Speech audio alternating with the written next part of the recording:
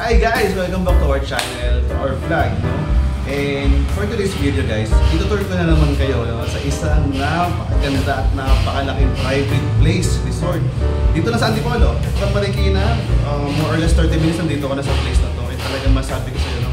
Ang laki ng area and maganda siya, elegant. And by the way guys, so since lagi talaga may nagre-request na sabihin ko agad yung rates, no? So ito na po, yan, ito yung rates nila, basahin nyo na lang. At kung meron kayong mga question, pwede nyo i-message yung kanilang page. Yan, para at least makapag-inquire kayo directly dun sa may-ari ng resort, no? So guys, huwag na natin patagalin to. Okay, mamasyal na tayo. Go!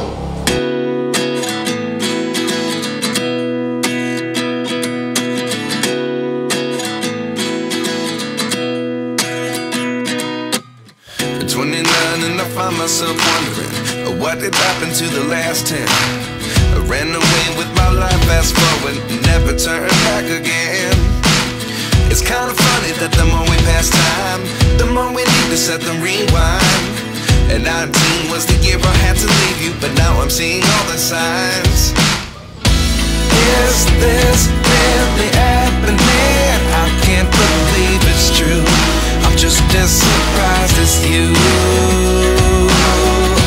Is this really happening? I can't be too sure, but one day I'll be yours again.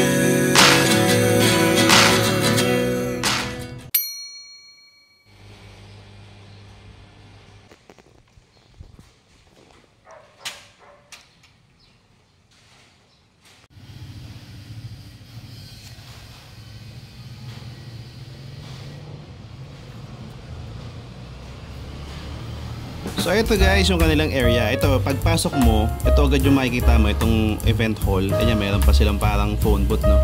And napaka nice kasi ang linis ng place. Tapos guys, perfect tong place for mga events like wedding. At ang kagandahan guys, talagang malaki yung space nila. So bukod kasi dito sa baba, meron pa doon sa taas na para siyang open event hall na talagang pwede ka mag-set up. Like for example, garden wedding. Pero kung ang hanap nyo naman is parang private place lang or resort na mapag-i-staycationan, is talagang gusto na gusto dito. Kasi dito pa lang guys, oh, ang ganda ng garden nila. Kumbaga kung mahilig ka sa halaman, so this place is perfect for you. Kasi tingnan mo naman, oh, diba? And dito naman guys, yung isang kwarto, yan. Ito yung pinakamalaking kwarto. So yan, meron siyang double deck tsaka isang bed. Tapos meron pa ditong kitchen. So okay na okay talaga to guys. Kung baga kung sa space lang din naman ang pag-uusapan, malaki talaga to. And syempre it has sariling CR. So yan, ang linis ng CR, grabe ang ganda. And meron din tong yan hot and cold shower. And now guys, pasok tayo sa living area. Ayan, so dito napakasarap mag-chill, kwento-kwentuhan, no? Kumbaga tamang tamang bonding with family. Ayan, no? Kumbaga yan, sarap umupo dyan. Talagang makakapag-relax kayo dito. And tapos sa banda dito sa part na to, yan, meron dining area na masarap pa rin syempre magkwentuhan dito habang kumakain, no? Okay na okay talaga to sa outing ng pamilya, ng barkada, at syempre sa mga events, no? Kasi kumbaga hindi mauubusan ng pepestohan yung mga bisita nyo kayo sa lawak ng area.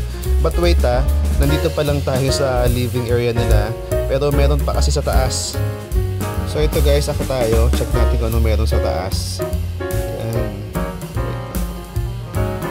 Alright, so dito napaka-cozy ng dating niya guys. Meron siyang mini bar, no? So guys, hindi nyo na kailangan magdalawang isip, no, kung saan kayo mag-i-staycation. I suggest this place kasi talagang napakalaki niya at napakalawak guys talaga ng area nila. And mas ma-appreciate mo siya pag napuntahan mo siya ng personal. Okay?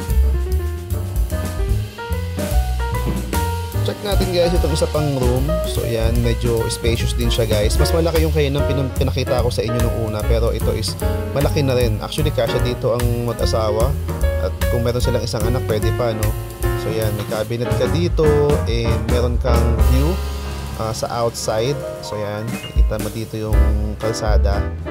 So alright. At meron din siyang sariling CR guys, so hindi na natin kailangang lumabas-labas pa, no, kapag gusto natin mag-CR or mag-shower, kasi dito pa lang meron na. Kasi itong isa pang room, almost same lang siya nung isa.